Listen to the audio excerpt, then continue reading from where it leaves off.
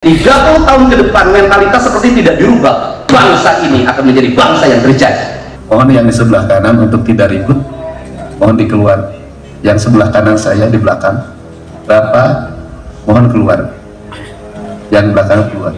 Ingat, Anda adalah abdi negara, bukan abdi OPD. Saya lebih baik berhenti. Luar biasa, Kang Deddy kembali menunjukkan ketegasan dalam tindakannya. Yakinlah Indonesia akan maju di tangan Kang Deddy. Kang Deddy telah membuat satu gedung tegang karena beliau tidak segan-segan menegur dan memberikan ancaman nyata pada para pejabat. Bapak mohon keluar. Aparatur negara setiap hari berbohong SPJ, berbohong masuk kelas, berbohong dalam mengajar, bahkan bisa jadi pelajaran yang diajarkan setiap hari dalam pelajaran kebohongan. Kang Deddy juga telah menyampaikan sindiran tajam atas habit buruk para pejabat. Bupati sembunyi karena dikejar tim sukses, Sekda sembunyi, semua orang depresi. Kenapa depresi? Dia nyari duit ke sana kemari untuk memenuhi A, B, C, D. Akhirnya apa? Seperti menjadi siklus kejahatan. Satu sama lain saling memeras. Ini ngambil ke sini, ini harus ngambil ke sini, ini harus ngambil ke sini, muter. Kang Deddy juga dengan tegas menyampaikan pendidikan di tanah air telah gagal karena banyaknya oknum sekolah yang telah membuat murid dan orang tua murid menderita. Karena hari ini ada produk gagal. Yang disebut produk gagal adalah anak-anak tumbuh dalam sebuah lingkungan sekolah yang tidak punya hubungan emosional antara guru dan muridnya. Kenapa? Dia melayang terbang pikirannya. Karena dia melayang terbang pikirannya, di ruang kelasnya dia terbang terus. Hari ini bikin grup ekstra kelas, bikin seragam, bikin motornya sama. Setelah itu bikin iuran. Setelah itu bikin memorinya dalam buku foto, digit foto yang dibuat dalam album, harganya 300.000 sampai 500.000 rupiah untuk sebuah memori penuh kepalsuan yang melahirkan penderitaan bagi ibu dan ayah. Manusia yang bermemori adalah manusia yang tidak mau meninggalkan ruang kelasnya, karena ruang kelas itu adalah ruang spiritualitas, ruang pendalaman. Ketika Anda buat spiritual keliling kemana-mana, sesungguhnya Anda sudah tidak punya lagi memori di ruang kelas, dan Anda dijajah. Pikiran Anda guru dijajah, pikiran murid dijajah. Lahirlah manusia yang terjajah. 30 tahun ke depan mentalitas seperti tidak dirubah, bangsa ini akan menjadi bangsa yang terjajah. Kang Deddy telah menyampaikan media sosial akan berbahaya jika dikuasai oleh orang-orang yang tidak bertanggung jawab dan tidak bermoral. Andai kata media sosial dipegang oleh orang-orang dengan kepentingan yang tidak baik bagi negara, maka rakyatnya akan mikir. Saya akan membuat media sosial yang berlawanan dengan arus publik.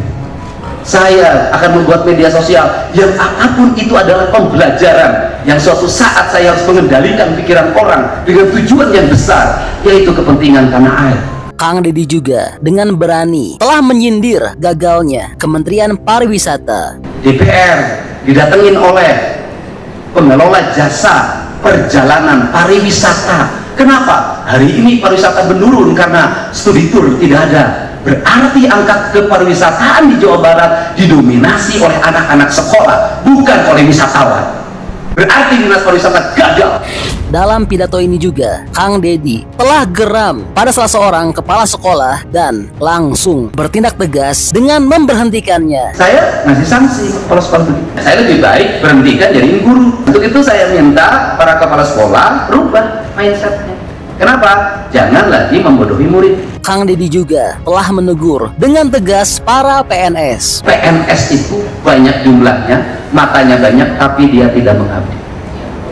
Kenapa dia tidak? Dia hanya mengabdi pada satu pekerjaan. Yang disebut pekerjaan itu adalah aspek yang dia bisa melahirkan honor. Di luar itu dia tidak mau mengerjakan.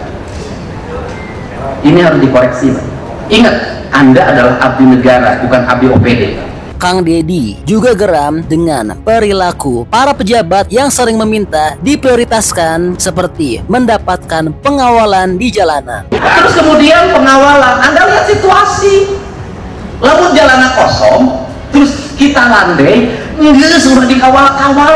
Awas yang bupati di Jawa Barat itu. Wah, luar biasa ya. Dan masih ada banyak hal penting lainnya yang disampaikan oleh Kang Deddy. Baik, supaya lebih jelasnya, mari kita saksikan sama-sama pidato terbaru Kang Deddy. Bismillahirrahmanirrahim. Assalamualaikum warahmatullahi wabarakatuh. Sampurasun. Bapak dan Ibu yang saya hormati, yang pada sore hari ini duduk Balai Yudhistira. Yudhistira itu sosok raja yang dalam kehidupannya tidak pernah berbohong, dalam dirinya tidak pernah emosi, tidak memiliki rasa dendam atau rasa kebencian, tetapi pada akhirnya dia harus berbohong ketika perang Bratayuda. Berbohongnya satu, dia harus berbohong pada Resi Dorna yang gurunya, yang waktu itu lagi mencari anaknya, dan Yudhistira diperintahkan oleh Batara Kresna untuk mengatakan bahwa anaknya Dorna itu meninggal yang bernama Aswatama. Pada waktu meninggal itu kemudian Dorna sedih, dan kemudian badannya, kepalanya melihat ke langit, dan akhirnya lehernya ditebas, yang dalam judul wayang Dorna gugur. Kebohongannya dilakukan demi sebuah kepentingan negara, itu pun dilakukan dengan penuh rasa kesal. Sedangkan kita aparatur negara setiap hari berbohong SPJ, berbohong masuk kelas, berbohong dalam mengajar, bahkan bisa jadi pelajaran yang diajarkan setiap hari dalam pelajaran kebohongan. Proses memahami dan memaknai kebenaran dalam literatur kebudayaan sesungguhnya itu adalah proses mendekatkan kita pada makna-makna hidup dan kehidupan kita, karena dalam setiap hari ini kita dijauhkan dengan makna hidup, dijauhkan dengan kehidupan, dijauhkan dengan tanahnya, dijauhkan dengan airnya, dijauhkan dengan udaranya, dijauhkan dengan mataharinya, sehingga kita teralienasi menjadi manusia yang asing dalam lingkungan. Ini problem yang harus diselesaikan dalam lingkungan kita. Apa efek dari itu adalah kerangka berpikir yang pragmatis, barang impor terus masuk dalam pikiran ranah kita, dan seringkali kita mengatakan yang asing itu pribumi, yang pribumi itu adalah asing. Sore hari ini kita sama-sama berkontemplasi. Ada dua dugaan terhadap Ramadan hari ini. Yang pertama, Ramadan hari ini sepi. Orang mengasumsikan ekonomi lagi menurun. Tapi saya malah sebagai orang yang selalu memaknai hidup, justru saya menikmati Ramadan hari ini. Kenapa saya menikmati Ramadan hari ini? Orang tidak teriak-teriak tentang cabai, orang tidak teriak-teriak tentang gula, orang tidak teriak-teriak tentang bawang, orang tidak teriak tentang terigu, orang tidak teriak tentang minyak goreng. Karena bagi saya sesungguhnya puasa itu adalah menurunkan seluruh konsumsi material manusia dan masuk ke wilayah spiritualitas. Jadi kalau pasar sepi, kalau rumah sepi, itulah makna puasa yang sebenarnya. Tapi kalau pasar rame, selalu rame, bahkan ramenya dari pagi sampai malam, jalan rame, puasanya nggak ada. Dan saya melihat seminggu menjelang puasa, itu para kepala dinas sembunyi. Bupati sembunyi karena dikejar tim sukses, minta THR. Sekda sembunyi, semua orang depresi. Kenapa depresi? Dia memikirkan bekal THR untuk di rumahnya karena terbatas. Dia nyari duit ke sana kemari untuk memenuhi A, B, C, D. Akhirnya apa? Seperti menjadi siklus kejahatan. Satu sama lain saling memeras. Ini ngambil ke sini, ini harus ngambil ke sini, ini harus ngambil ke sini. Muter. Saya katakan, jangan-jangan esensi dari Idul Fitrinya nggak ada. Mari kita bersama-sama hari ini deh. Udah deh. Ramadan jangan diidentikan dengan kita harus setor, capek, ngumpul-ngumpul, setelah kumpul dibagikan habis, kan tidak ada maknanya. Begitu, mari kita bersama-sama maknai sebuah bencana yang dialami oleh rakyat Jabar adalah sebuah fenomena alam untuk mengikatkan kita agar melakukan taubat. Dalam bahasa saya adalah taubat ekologi. Ada Kang Ed dulu waktu nyalon wakil gubernur pernah jadi konsultan saya. Kemarin ketika nyalon gubernur saya kebetulan nggak pakai konsultan. Tepuk tangan ya. Dan hadir Kang Ed bukan untuk mengkonsultani politik karena ini akan menjadi berita sesuatu, Kang Ed bertemu Kang Dedi, jangan-jangan persiapan ke depan ya Mas. Kang Ed datang ke sini untuk mengkonsultasikan pembangunan SMA Cibarusah. Yang SMA Cibarusah itu sekolah yang tidak memiliki tanah. Dan di Jawa Barat itu ada 9 SMA yang tidak punya tanah, yang satu digugat. Kenapa itu terjadi? Karena pejabat perencana kegiatan pemerintahnya tidak melihat skala prioritas, tidak berkuasa. Bagaimana tidak membaca skala prioritas? Hal yang tidak penting seperti alat peraga, papan tulis digital, itu menjadi prioritas. Dan itu dianggap warna kemodernan. Ini harus saya koreksi. Kemudian membangun sekolah tidak prioritas. Akhirnya ruang kelasnya tidak punya, papan digitalnya sampai sekarang banyak yang belum bisa dipasang di kabupaten kota. Kenapa kapan kita menjadi prioritas? Karena di situ fee-nya 30%. Ini terjadi. Nah, kalau seperti itu, apakah menggunakan kapur ketertinggalan? Tidak. Di Inggris namanya Pak Bagus Mulyadi yang sekarang jadi penasehat saya, itu profesor orang Jakarta, ngajar di Inggris, itu ngajar pakai kapur tulis. Nah, kenapa ngajar pakai kapur tulis? Ada 3 variabel. Pertama adalah guru akan mengingat apa yang akan ditulis. Yang kedua, murid akan mengingat apa yang dia baca. Bahkan dulu zaman sabak tahun 60-an itu kan ditulis kemudian dihapus. Artinya pada waktu ditulis itu dia harus bisa mengingatnya dengan kuat karena sebentar lagi dihapus. Nah, apa sih sebenarnya? Kemudian orang-orang yang sok modernis itu dan di otaknya proyek membuat sebuah desain berpikir bahwa menulis dengan kapur ketertinggalan maka harus diganti dengan papan digital. Apa istilahnya Pak Didi? Yang sekarang itu di Depok suruh saya hapus 30 miliar itu. Hah? Smartboard. Itu namanya sudah ngerti nama smartboard. Nah, kemudian dari situ smartboard itu melahirkan kemalasan elektrikal, dan elektrikal itu berbahaya bagi anak-anak yang proses pertumbuhan. Elektrikal itu berbahaya, elektrikal, mekanikal, sesuatu yang berbahaya bagi anak-anak yang sedang menuju pertumbuhan. Yang sedang menuju pertumbuhan dia harus manual, karena manual itu meletakkan kerangka berpikir dalam sebuah tinta yang tertulis dari otak dirimu. Nah, ini kan harus mindset ini harus dihentikan. Nah, sehingga saya katakan hari ini kalau nanti SD, SMP, SMA kemudian menulis lagi di papan tulis dengan kapur tulis, jangan dibully sebuah ketertinggalan. Justru itu adalah pembentukan karakter manusia Jawa Barat masa depan. Nah, yang variabel yang ketiga apa? Diajarkan orang untuk bekerja. Dia menghapus. Itu kan bagian dari pekerjaan. Saya dulu tuh di kelas lalu kan, kalau dan bahkan dulu tuh lebih hebat lagi. Alat penghapusnya itu dibuat oleh siswa dalam bentuk bantal. Maka siswa bekerja otak kiri otak kanannya. Nah, ini dilakukan, dan waktu SD itu dua hal yang sangat kuat dalam pikiran anak-anak itu. Satu menyanyi, dua menulis. Maka pendidikan dasar itu hal yang harus diletakkan dalam pikiran anak-anak kita.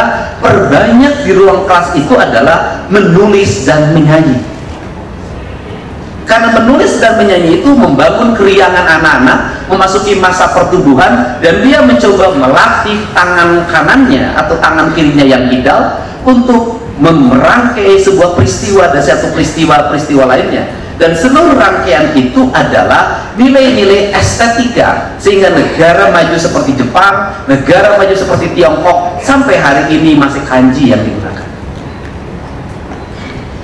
Nah, ini yang harus masuk dalam frame anak-anak masa depan. Kenapa saya berkatakan begitu? Karena hari ini ada produk gagal. Yang disebut produk gagal adalah anak-anak tumbuh dalam sebuah lingkungan sekolah yang tidak punya hubungan emosional antara guru dan muridnya, tidak punya hubungan emosional antara murid dengan ruang kelasnya, tidak punya hubungan emosional dengan bangkunya, tidak ada hubungan emosional dengan mejanya, dengan kursinya, dengan lingkungannya, sehingga anak itu menjadi anak yang kaluhur tesirungan, kahandap keakaran, anak yang seperti jurik kunti. Kenapa? Dia melayang terbang pikirannya. Karena dia melayang terbang pikirannya, di ruang kelasnya dia terbang terus. Hari ini bikin grup ekstra kelas, bikin seragam, bikin motornya sama, setelah itu bikin iuran, setelah itu bikin memorinya dalam buku foto, digit foto yang dibuat dalam album, harganya 300.000 sampai 500.000 rupiah untuk sebuah memori penuh kepalsuan yang melahirkan penderitaan bagi ibu dan ayah. Tapi anak itu tidak buat memori apa? Memori membangun hubungan yang indah dengan gurunya, memori membangun hubungan yang indah dengan teman-temannya, memori yang membangun hubungan indah di ruang kelasnya. Apa ciri manusia yang bermemori? Manusia yang bermemori adalah manusia yang tidak mau meninggalkan ruang kelasnya, karena ruang kelas itu adalah ruang spiritualitas, ruang pendalaman. Ketika Anda buat spiritual keliling kemana-mana, sesungguhnya Anda sudah tidak punya lagi memori di ruang kelas. Ini yang saya maksud. Dan Anda dijajah, pikiran Anda guru dijajah, pikiran murid dijajah, lahirlah manusia yang terjajah. 30 tahun ke depan mentalitas seperti tidak dirubah, bangsa ini akan menjadi bangsa yang terjajah. Gampang menjajah Indonesia itu. Masuki ruang pikiran anak-anak muda, rubah, giring dalam era digital, ciptakan viral-viral, maka dia akan mengikuti viral itu kemanapun. Dan orang kalau tidak ikut viral itu, ketinggalan politik, ketinggalan informasi, ketinggalan zaman. Ini berbahaya. Andai kata media sosial dipegang oleh orang-orang dengan kepentingan yang tidak baik bagi negara, maka rakyatnya akan mikir. Itulah saya dulu memutuskan buat media sosial. Saya akan membuat media sosial yang berlawanan dengan arus publik. Saya akan membuat media sosial yang apapun itu adalah pembelajaran, yang suatu saat saya harus mengendalikan pikiran orang dengan tujuan yang besar, yaitu kepentingan tanah air, kepentingan pendidikan. Jadi kalau hari ini gagasan saya tentang melarang studi tour, gagasan saya, kenapa saya melarang studi tour? Gak belajar, gak kuliah. Kenapa? Studi itu pembelajaran, tour perjalanan. Studi tour adalah pembelajaran yang di dalamnya melakukan perjalanan. Studi tour yang terbaik adalah Isra Mi'raj. Spiritualitasnya dia melakukan perjalanan Masjidil Haram, Masjid Aqsa. Orang tua kita mengajarkan studi tour, yaitu tour rohani kita harus senantiasa pergi dalam pengembaraan yang melahirkan sastra, novel, karya-karya ilmiah, melahirkan karya-karya imajiner seperti lukisan. Makanya saya menjadi aneh, DPR didatengin oleh pengelola jasa perjalanan pariwisata. Kenapa? Hari ini pariwisata menurun karena studi tour tidak ada. Berarti angka kepariwisataan di Jawa Barat didominasi oleh anak-anak sekolah, bukan oleh wisatawan. Berarti dinas pariwisata gagal. Ini kan prinsip. Nah, saya hari ini barangkali bisa menjadi seperti ini karena sudah dianggap menjadi transcender media sosial, bisa mempengaruhi pilihan publik. Kalau hari ini tidak pegang transcender media sosial, ya nggak bisa saya menggiring orang berbuat kebaikan mengarah pada perubahan ini. Untuk itu saya ngasih sanksi kalau seperti itu. Tetapi ketika inspektorat mengatakan, Pak harus dipotong gaji, aku nggak bisa. Kenapa? Ketika potong gaji, maka saya akan melahirkan kemiskinan baru. Tunjangannya dipotong, saya tahu kepala sekolah harus nganjuk. Kalau kemudian saya motong, dia pinjem lagi. Guru ini kan rata-rata nganjuknya agak tinggi. Tahu? Makanya saya nggak setuju. Kenapa? Itu menimbulkan penderitaan baru. Ya udah, daripada dipotong tunjangannya, saya lebih baik berhentikan jadi guru. Itu lebih mendidik. Kenapa? Membuat sebuah siklus bahwa jangan dibiasakan setelah jadi kepala sekolah seolah-olah nggak bisa jadi guru. Nggak bisa. Rektor bisa jadi dosen, ketua DPR bisa menjadi anggota DPR biasa. Pak Bambang Susatyo kemarin ketua DPR, hari ini anggota DPR biasa. Jadi bupati bisa jadi anggota biasa. Sekda ketika nanti tidak terpakai oleh bupatinya bisa menjadi kepala dinas biasa. Betul nggak? Nggak bisa juga kepala sekolah seumur hidup menjadi kepala sekolah, bisa jadi guru lagi. Kenapa? Itu yang harus dalam pikiran kita. Jabatan bukan segalanya. Saya juga pernah jadi bupati, pernah calon wakil gubernur, saya kalah, kemudian saya pernah menjadi anggota DPR, saya pernah menjadi rakyat biasa, saya juga pernah dulu dihormati oleh kepala dinas, saya juga pernah pengen ketemu kepala dinas di Purwakarta, nggak ada yang menemui, saya juga pernah.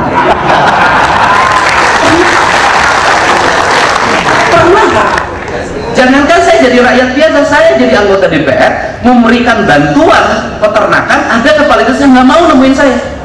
Saya ngajarin apa di sini? Hei birokrat, jangan sekali-kali memandang persahabatan karena jabatan. Kenapa? Manusia tidak tentu, Pak. Orang nggak bisa diduga. Zaman sekarang ini, di zaman Pak Harto bisa diduga, Pak. Yang jadi bupati siapa, yang jadi gubernur siapa, anggota DPR. Zaman Pak Harto, zaman sekarang nggak bisa diduga, Pak. Saya belum aduga Saiful Bahri Binjen jadi bupati. Dari tampang tidak memenuhi syarat, tinggi badan tidak memenuhi syarat, bergaul dengan saya tidak sedikit pun saya mengorientasikan dia jadi bupati. Tidak banget lagi, kita bangetan, nya goreng, nya pendek, nya bangor, ya gitu loh. Yang pantas-pantas kan Norman, Kasep, itu kan sekda, tapi nggak punya nyali. Kasep Supriyatna, gagah, pinter, S2 Unpad, ya tapi itu bukan nyali. Purwanto, doktor, Upi, ya tapi omongan gue. Nah, nggak bisa. Ya ternyata akhirnya siapa sih kenapa menjadi bupati? Orang dia yang berani. Saya udah, kamu jadi bupati? Saya jujur aja yang dipersiapkan jadi bupati waktu itu siapa? Norman kok. Jadi sekda, Kasep, pantes, lamun boga kabogoge pasti murah, pasti selektif. Saya nanya ke Norman mundur, saya nanya ke Asep Supriyatna langsung hitung, Pak, mobil harganya sekian, aset total saya 5 miliar, Pak. Mulainya kudu dipakai KB, bolak balik. Ayo ngomong Gusti Allah tuh boga keyakinan. Ya ngomong ke Purwanto rada jauh, oh untung hese mau Purwanto mah rada bebali. Nah akhirnya saya nanya ke dia, guys, mana nyalon bupati tuh, ayo kurang pantas deh Pak, udah pantas kan. Ya sudah, tapi karena dia punya jiwa persahabatan, karena punya jiwa ketaatan, karena punya jiwa patriotik, apapun yang raja katakan saya akan mentaati. Apakah punya duit? Kenapa lah Rita ke 150 gue bagi 2 aja murah sama sarana. Ya dia jalan terus, udah mukanya pucat keliling, mukanya biasa bangun jam 10, sekarang bangun jam 4. Buksa dia kudu dipotong, kudu pakai peci.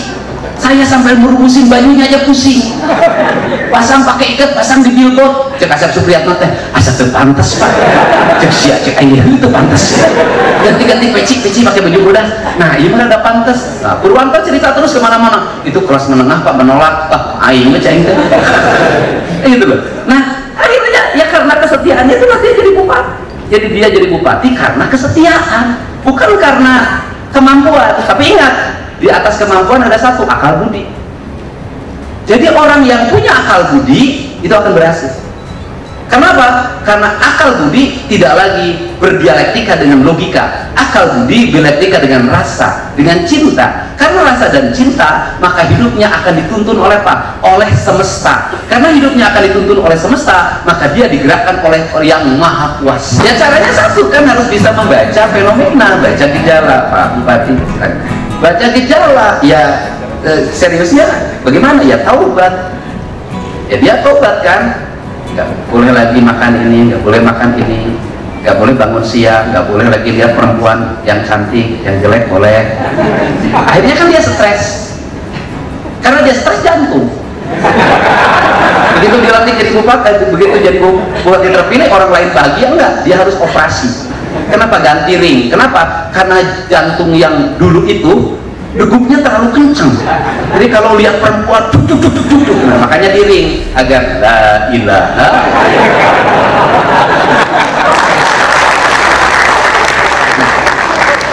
Apakah akan berhasil? 100% saya akan berusaha berhasil. Kenapa? Karena dia mengikuti pituduh ya. Kalau dia sampai ke langit agak jauh kan minimal WA ngapoe. Ya kudu naon poe ieu. Ya kemarin dicarekan siang lalu penting posting cai.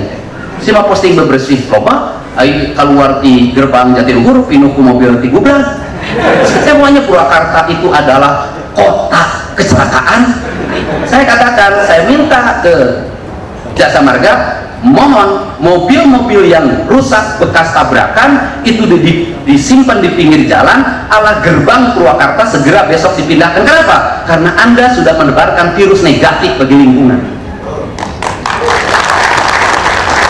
Itu mobil bekas tabrakan itu ada virus-virus negatif, itu ada imajinatif buruk, itu ada sesuatu yang buruk tabrakan Pak, itu ada darah, ada peristiwa, ada tangisan, ada jeritan, disimpan di gerbang menuju Purwakarta. Purwakarta bukan kota kecelakaan.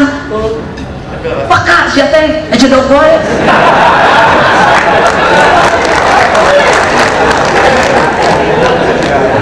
Sakio lobana, tunjangan kinerja gede. Terus kemudian apalagi THR, keluar, segala rupa ayah. Saya lihat begitu masuk, saya tadi pagi mak segijang marah, kenapa? Patung-patung yang itu apa nih? Menol, geus 7 tahun Pak di pernis. Begitu masuk, aya sepanduk itu, yang mungkin 6 bulan yang lalu ada pun SD. Ya, begitu masuk Sinangkasi saya lihat ada lampion, dengleki. Ya makanya PNS itu banyak jumlahnya, matanya banyak, tapi dia tidak mengabdi.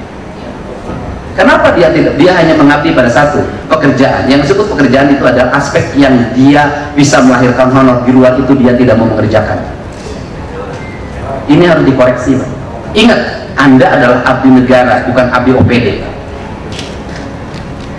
Karena abdi negara, maka apapun yang dilihat, yang didengar, maka Anda harus bergerak. Tidak usah lagi ngomong, iya bagian cipta karya, iya bagian bina marga, iya bagian ini, bagian ini. Setiap orang punya kebagian untuk amar ma'ruf nahi munkar. Ini harus diperbaiki cara berpikir. Kalau enggak, kalau kata Kang kita ini hanya bisa membuat kerumunan, tapi tidak bisa membuat barisan. Maka ASN harus menjadi barisan, bukan kerumunan.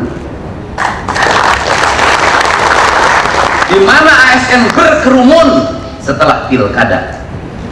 Begitu ada yang terpilih, maka dia berkerumun di sana. Dan cepat-cepat cuci piring dan cuci tangan. Abdi mah, kamari mah eta mah, ku pulang dari ku jabatan. Sekarang abdi teh ka bapak di KPS mana?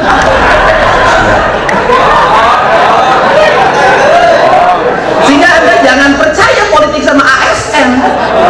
ASN itu juru masak Pak, juru masak tergantung koki. Makanya sama ASN jangan berpikir saya punya pendukung sian ulah. ASN sudah, siapapun bupatinya, siapapun gubernurnya, mangga siapa Pak? Siap, salila tujangan gede, siap. Alah, biasa aja, tong percaya ting, saya dari singkat itu.